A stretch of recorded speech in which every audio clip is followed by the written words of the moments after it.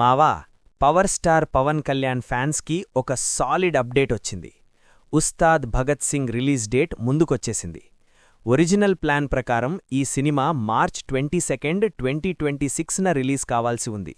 కానీ Yash movie toxic postpone అవ్వడంతో makers రిలీజ్ని March 19కి shift చేశారు. అంటే ఇప్పుడు థియేటర్స్లో ఉస్తాద్ భగత్ సింగ్ ఎర్లీ ఎంట్రీ ఇవ్వబోతోంది. ఇక ఇంట్రెస్టింగ్ పాయింట్ ఏమిటంటే అదే టైంలో ధురంధర్ ద రివెంజ్ మూవీతో డైరెక్ట్ బాక్సాఫీస్ క్లాష్ ఉండబోతోంది. ఈ అనౌన్స్మెంట్తో పాటు మేకర్స్ ఒక పవర్ఫుల్ పోస్టర్ కూడా రిలీజ్ చేశారు. మార్చ్ నెలలో ఈద్ మరియు శ్రీరామనవమి హాలిడేస్ ఉండటం వల్ల కలెక్షన్స్కి హ్యూజ్ అడ్వాంటేజ్ వచ్చే ఛాన్స్ ఉంది.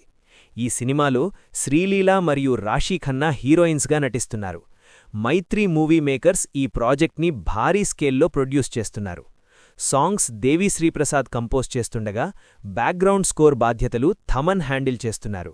అయితే పాన్ ఇండియా మూవీగా వస్తున్న ధురంధర్ 2కి తెలుగు స్టేట్స్లో పవన్ కళ్యాణ్ క్రేజ్ బ్రేక్ వేయబోతోందనే టాక్ కూడా వినిపిస్తోంది. ఉస్తాద్ భగత్ సింగ్కి ఎక్కువ థియేటర్స్ ఎలొకేట్ అయ్యే అవకాశముంది. సో బాక్సాఫీస్ వద్ద ఈ క్లాష్ ఎలా టర్న్ తీసుకుంటుందో చూడాలి మావా.